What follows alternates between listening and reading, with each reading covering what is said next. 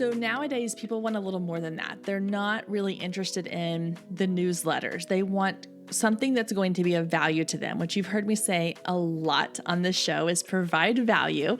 And we always want to be giving something of value. So the same goes for your emails. You want to make sure that you are not just selling to them every time you send an email, because that's a really easy way to lose trust from your audience. Hey friends, welcome to the Girl Means Business podcast. I'm your host, Kendra Swalls, photographer and educator on a mission to help you find your passion, your power, and your purpose through entrepreneurship. So let's jump into today's episode because this girl means business.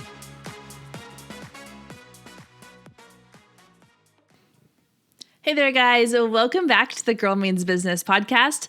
You may have noticed a little different intro there. I am changing things up a little bit over here, shaking it up. So I want to start off this episode with just a couple little housekeeping things, one of them being the new intro. So I last month kind of played around the last few episodes with starting the episodes off with a little teaser. I think some people got a little confused. I had a couple messages saying the episode started in the middle of the show. It's not working right. No, that was just me kind of playing around with some new ideas that I have, some new intros. So this week, I think I've finally figured out kind of the sweet spot with the new introduction and some new music, some upbeat little tunes there, and just kind of shaking things up a little bit. Sort of the same thing I tell people with business all the time. Your business is going to change. It's going to evolve. It's going to grow. And there's absolutely nothing wrong with that. And that's what I'm doing here at the Girl Means Business podcast. Things are starting to kind of grow. I'm getting into a little bit of a groove, figuring out the style and the format that I want this podcast to have. And so just shaking things up a little bit. Let me know what you think. I love your feedback. I love hearing what y'all think. So feel free to pop over into my Instagram and let me know what your thoughts are on the new intro, because I want to make sure it's something you like. All right, number 2 on my list of housekeeping topics is something really exciting. I have just launched a new ebook that is now available to all of you listening. It's called Building Your Brand. So last week here in the Dallas-Fort Worth area, I hosted an in-person workshop for a small group of ladies. And the title of the workshop was Building Your Brand. And it was centered around a lot of the same things I talked about in episode 35 of this podcast. So if you want to go back and take a listen to that, you can. So what I created to go with this workshop is a 46-page workbook. And that's essentially what the ebook is. It's a printable PDF workbook that you can work your way through building your brand. So it's not just a typical ebook where you're reading through it and getting information. There are places within the workbook for you to actually work through the different activities I walk you through, places for you to fill out information specific to your business and your brand. There's places to take notes and jot down thoughts and ideas. It's a very hands-on interactive guide. And for my Girl Means Business listeners, because y'all are awesome and the best, you get it for half off. So head to the link in the show notes for the Building Your Brand workbook. Use code VIP at checkout and you get half off of that ebook. So go download it, print it out, start working on building your brand so that you have a very clear vision for what you want your business to look like and how you want your business to be represented on social media, on your website, and everywhere else that your business is being displayed. All right, last and final thing for our housekeeping before we jump into today's episode is this month's topic. So one of the things I mentioned I'm doing for 2020 is I want to have more series type groups of episodes. Now, that doesn't mean that every single episode is going to fall into a series. In fact, coming up after this series, we'll have a couple sort of bonus episodes before we dive into the next series. But for the month of March, we are doing Marketing Madness. So a little play on some March Madness there for you basketball fans. We're going to be talking all about the different marketing techniques that you can implement into your business. Now, one of the things I want to make sure we're always doing here on the show is we're sharing things with you that are a little bit outside the box, that are creative and different, a little bit unique, besides those foundational pieces and those marketing and business tools that every business owner needs, there's also room for some creativity and some things that you may not always think about. And so this month, we're going to dive into some of those. And I've got some really exciting guests coming up. So I can't wait for you to see who they are and hear all of the amazing tips and advice they have for you. So today we're going to be talking about email marketing. But if you go back and you listen to episode 19, you'll know that I already told you sort of the basics of email marketing 101, where I walk you through exactly how to begin an email marketing plan for your business. So today I want to take it to the next level. I want to go to step B, which is now that you have an email marketing set up, you have a system in place, what do you do? How do you get clients onto your email list? And what do you do once they're there? So we're going to really look at sort of the nitty-gritty of what should you be sending out to your email list? What should you be saying and how often? And how do you make them feel welcome so they want to stay on that list? So I think it's going to be really exciting. And you may want to take some notes, just a hint there. All right, guys, let's go ahead and dive in. All right, so email marketing. Like I mentioned a few minutes ago, you can always go back to episode 19 and listen to my email marketing 101 episode if you need the basics for how to begin an email marketing program. That episode walks you through step by step from the very beginning of what platform do you need, how does it work, and how do you get people onto your list. So today we're going to go a little bit deeper and we're going to talk about what to do once those people are already on your list. When I prepare for these episodes, a lot of times what I do is I sort of create an outline of the things I want to talk about and the talking points I want to make sure that I hit. And those are always numbered lists. So I know a lot of you have probably heard on episodes here, I always like to say, well, these are the 5 things or the 3 things or the 7 things. It's just because my brain works in lists and in that format. So today, if I was going to add a number to our list, we're going to talk about 5 different ways to nurture your email list. And number 1 is to have a really great welcome sequence in place. So when someone joins your email list through a lead magnet or a pop-up on your website, you want to make sure that they are greeted in a way that makes them feel like they are welcomed to your list. Now, this doesn't mean you want to bombard them with emails 5 in one day, but it's a really great idea to have a sequence in place, an automated sequence that's going to help them to feel like that you are personally welcoming them into this secret club or this private group that they're now a part of. So I have just switched my email marketing program to a program called Flowdesk. And if you haven't tried Flowdesk, if you're looking for an email marketing platform, guys, this one's amazing because first of all, it's beautiful. Like the email templates are gorgeous and they are all ready and done for you. You just got to pick the one you like and you drop in your information and then it makes people want to open them because they're so stinking pretty. It's so affordable. You know, I was paying around $80 a month with ConvertKit. And that's because every time with ConvertKit that I would add more more names to my list, the more people you have on your list, the more money you pay. And with Flowdesk, they have one set price. And so for $38 a month, you get unlimited people on your list, which is great because that means that you can grow your list without fear of having to pay more every single month. And then they also allow you to create automations, which is my favorite part. And their automation system is super easy. It's very visual, which I like. I like to kind of see the flow that my followers and my email people are going to kind of go through in the process. So if you're looking for a new or a email marketing platform, I highly recommend that you check out Flowdesk. And I'm going to share a link in the show notes because if you use the link in the show notes, you get half off your membership for life. I'm going to say that one more time for the people that weren't really listening this time. You get half off for life. That means that you're only paying $19 a month for life. Guys, that is such a steal because again, I was paying $80 a month with ConvertKit. And yeah, there are things that ConvertKit probably does that Flowdesk can't or doesn't yet because they're still new, but I don't need all that other stuff. I just need to be able to have all of my people in place. I can segment them into different groups if I need to. I can tag them with different things.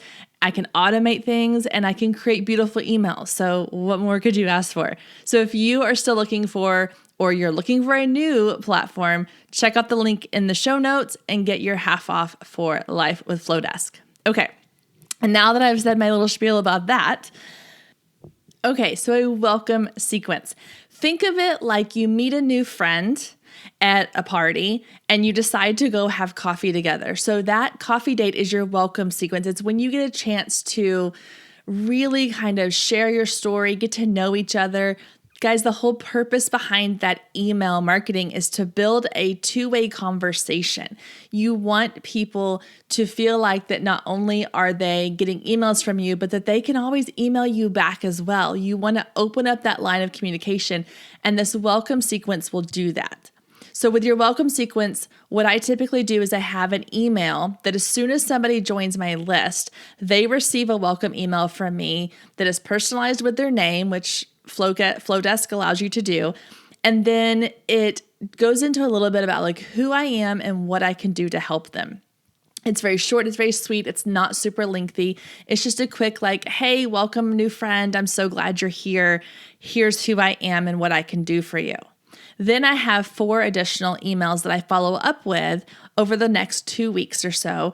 And they are just helpful information emails. So for example, if someone comes into my email list from a wedding lead capture, then I have them put into the wedding welcome sequence specifically for brides or potential brides.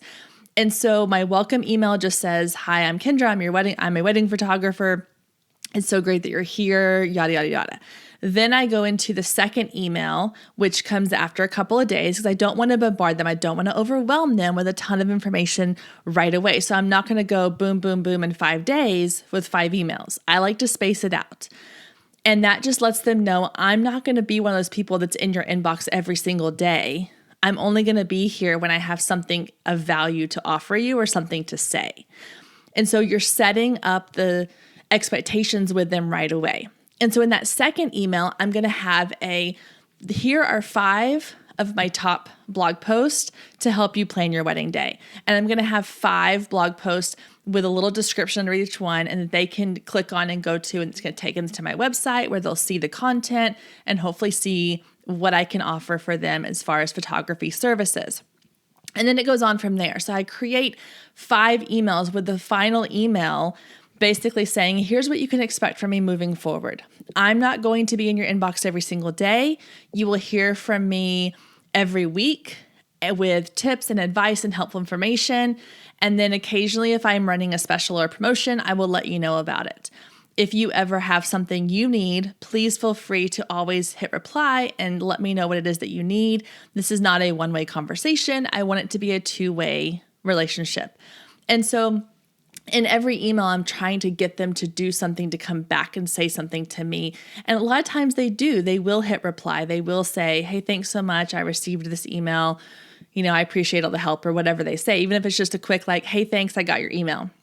So your welcome sequence is like an extended first date with the people who are coming into your email list, because you want to make sure that you wine and dine them a little bit and let them know like, hey, you want to be here. You want to read these emails.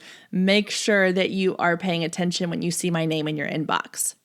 So I have an extra little bonus for y'all to help you build out your welcome sequence.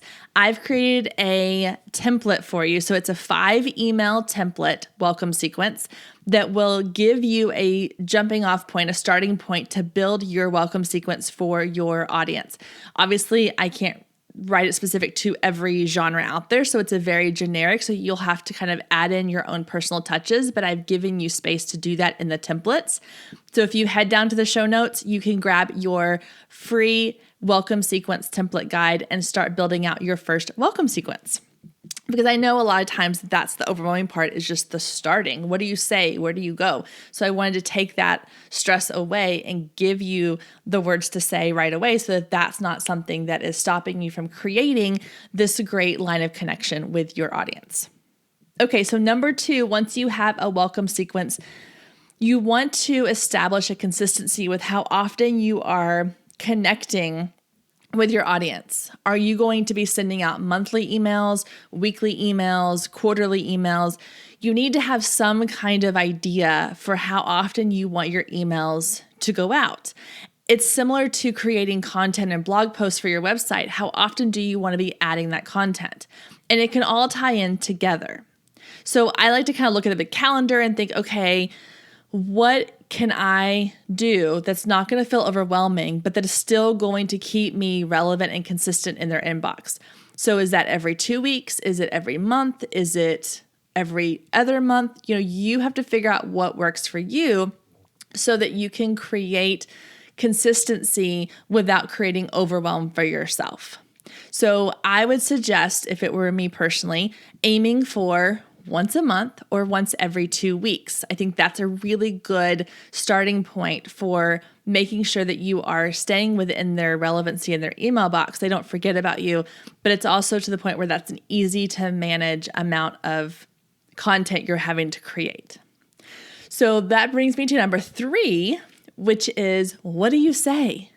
It used to be that people would send out newsletters. You would say, sign up for my newsletter, and every month you would get this newsletter email with what have I been up to lately? And if you're a photographer, it might be, here are the sessions I've done recently. Or if you're a realtor, it might have been like, here's the houses that I've sold, or here's what I have available, and da-da-da.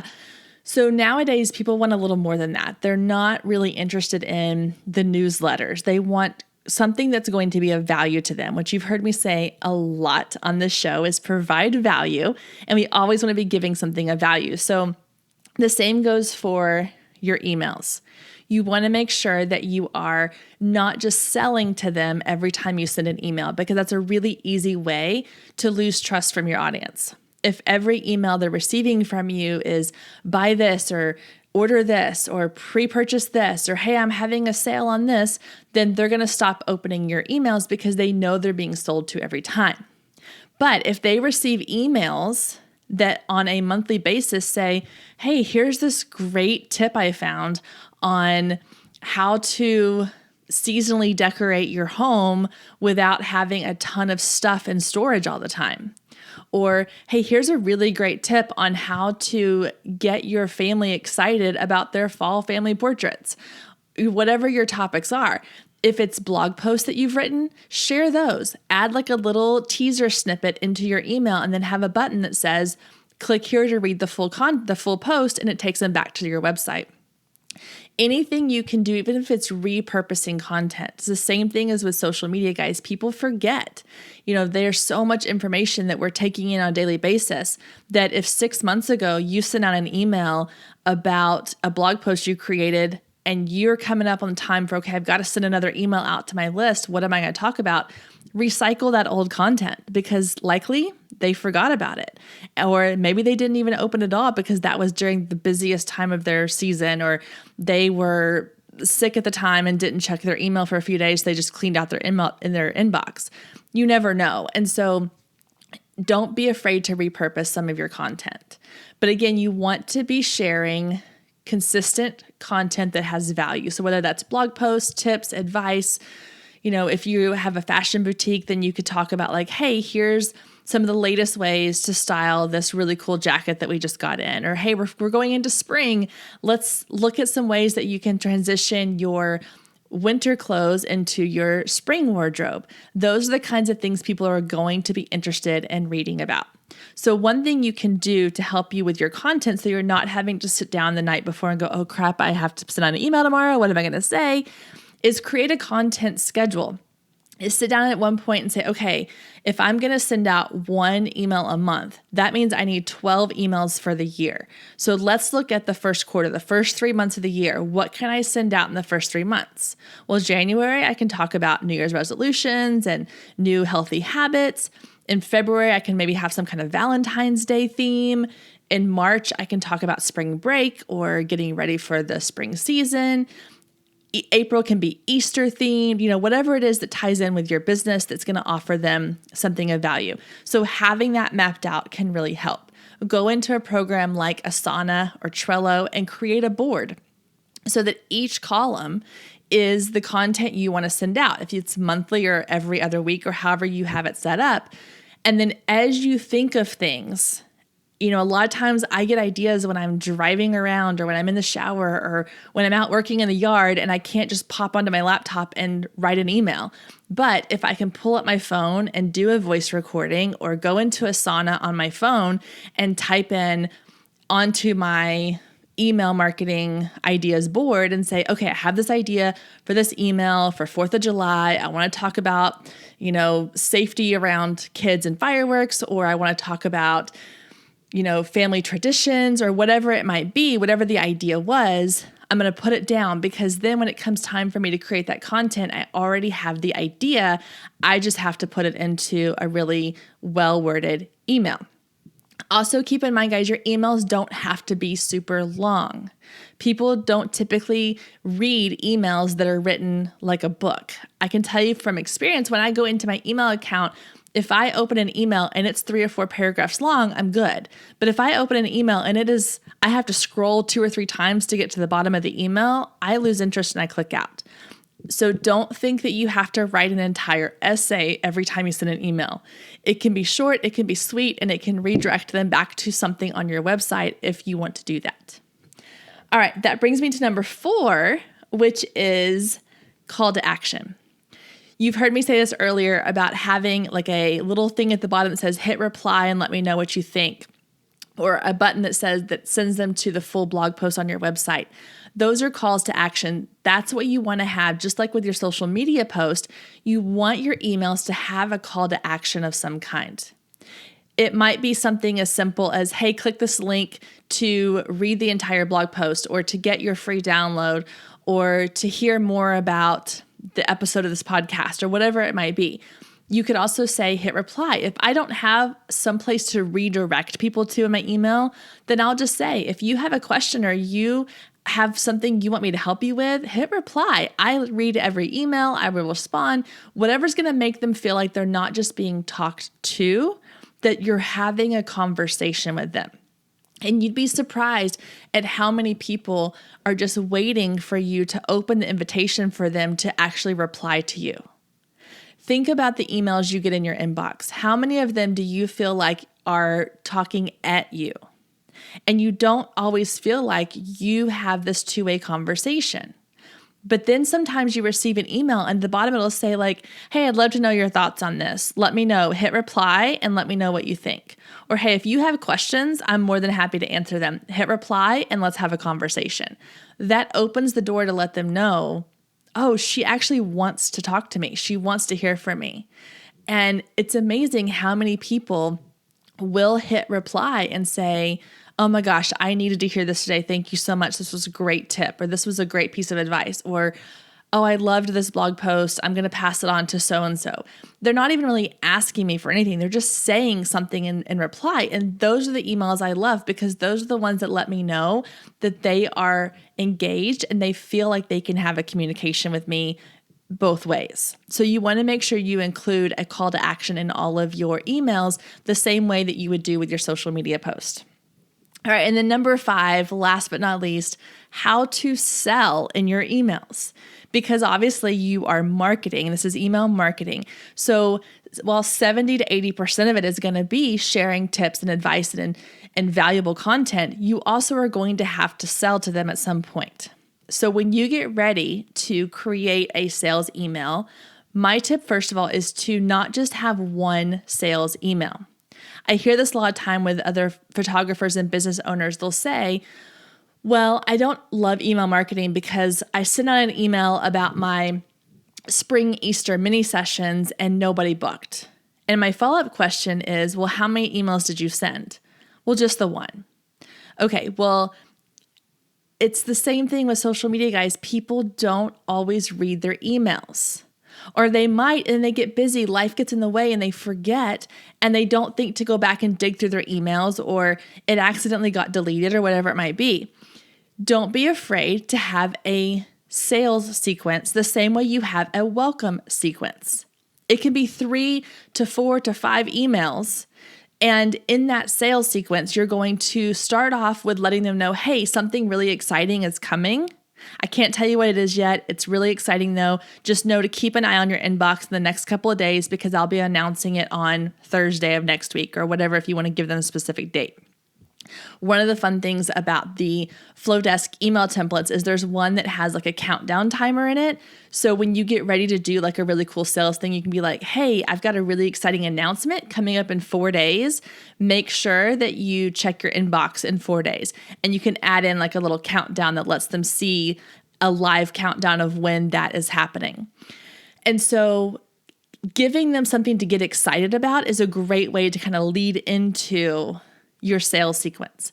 And then once you have like the excitement built, and you can even have 2 emails that are kind of building excitement. So you could say a week before, say, hey, I've got this really exciting thing coming. I can't wait for you to hear about it. Make sure you keep an eye on your inbox. And then maybe 2 days out, you say, oh my gosh, guys, I'm super excited. In 2 days, I'm announcing this really exciting thing in your email. It's exclusive to my email list. So make sure you check your email on Tuesday or Friday or whatever day that's going to be.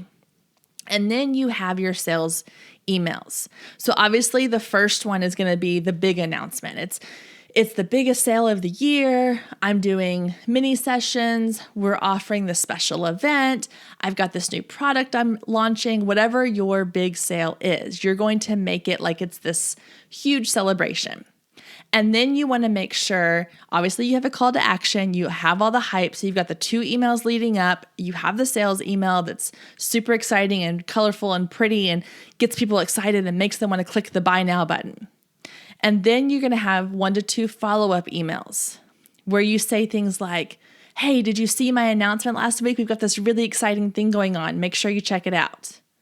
And then the follow-up's going to be, hey guys, just wanted to drop in and remind you in case life got in the way. I know things get crazy and busy. We've got this really exciting thing coming up. It ends on this date. And again, you can add in a timer because people need to see it. They need to know that they are on a time limit. So if you're announcing that you have a sale going on in your business, but it's only a sale that lasts for 2 days or a week, you want to make sure that they know that. If you're doing signups for a mini session and you have to have it signed up by a certain date in order to get the mini session price, let them know that. So now in this sales sequence, you've had 1 to 2 emails where you build excitement and get them excited and interested. You have your big announcement sales email, and then you have 1 to 2 or 3 follow-ups. If your event or your sale has like a specific end date, then you want to make sure towards that end date, you're really saying like, okay, this is your last chance. You want to sign up. You want to get the special. You want to shop now. Because again, guys, life gets in the way. People check their email first thing in the morning and they're like, okay, I'm going to come back to that. And then within an hour or 2, they have moved on to something completely different. So don't be afraid to follow up.